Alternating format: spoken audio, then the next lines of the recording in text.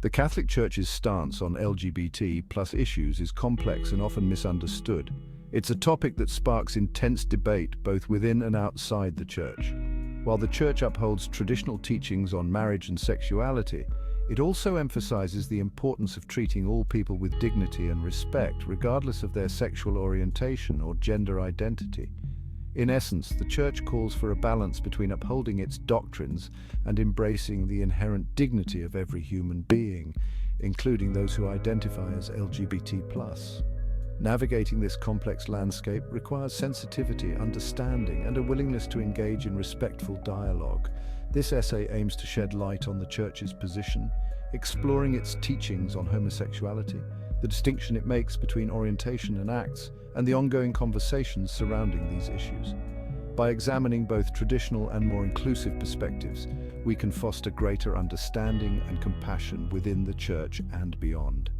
The journey towards greater inclusion requires empathy, dialogue, and a shared commitment to upholding the dignity of all.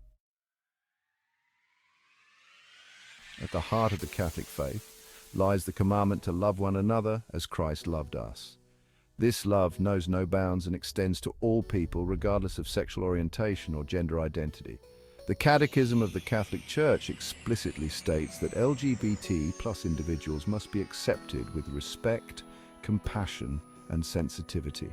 This call for respect and compassion is not merely a suggestion, but a fundamental tenet of Christian discipleship.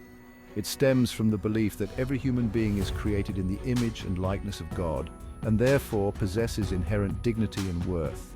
This dignity is not contingent upon one's sexual orientation or gender identity, but is an intrinsic part of being human. Treating LGBT+ individuals with dignity means rejecting all forms of unjust discrimination, harassment, or violence directed towards them. It means recognizing their inherent worth as children of God and valuing their contributions to the Church and society. This respect and compassion are essential for creating a welcoming and inclusive environment where all individuals feel loved, valued, and respected.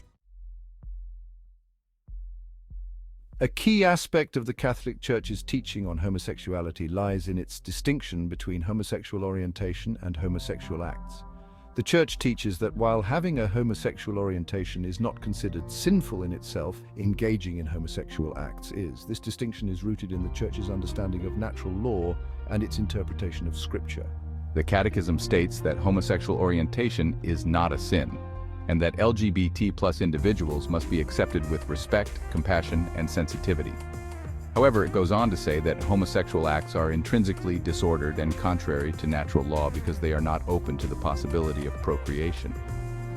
This distinction between orientation and acts has been a source of much debate and controversy, with some arguing that it creates a double standard, and others defending it as a faithful interpretation of Church teaching. It's important to note that the Church's teaching on sexual morality applies to all individuals, regardless of sexual orientation. The Bible is clear on this issue. Passages like Leviticus 20:18 and Romans 1:26-27 explicitly condemn homosexual acts. But we need to consider the historical and cultural context of these passages. They were written in a completely different time and society. Both sides bring up important points. The traditional view holds that the Bible's teachings are timeless and unchanging, while the inclusive view argues for a more contextual understanding. It's not just about context, it's about the authority of Scripture. We can't ignore what is plainly written. And yet we must also remember that Jesus emphasized love and compassion above all else. Could it be that our interpretation needs to evolve?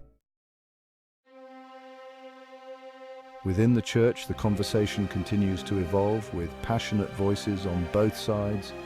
We must hold firm to our beliefs. Changing our stance on this issue is not an option. The Church must be a place of welcome and acceptance for everyone, regardless of their sexual orientation. As a member of the LGBT+ community, it's essential for me to feel accepted and loved in my faith community. It's about finding a balance between tradition and inclusion. This ongoing dialogue is crucial for the Church's future. Both sides seek to uphold their understanding of faith while navigating these complex issues. Catholicism and other denominations are also grappling with these challenges. Many denominations are moving towards a more inclusive stance, recognizing the need for change. It's heartening to see more inclusive denominations welcoming LGBT+ members. It gives hope for a more accepting future. The journey is ongoing, with each denomination finding its own path towards understanding and inclusion.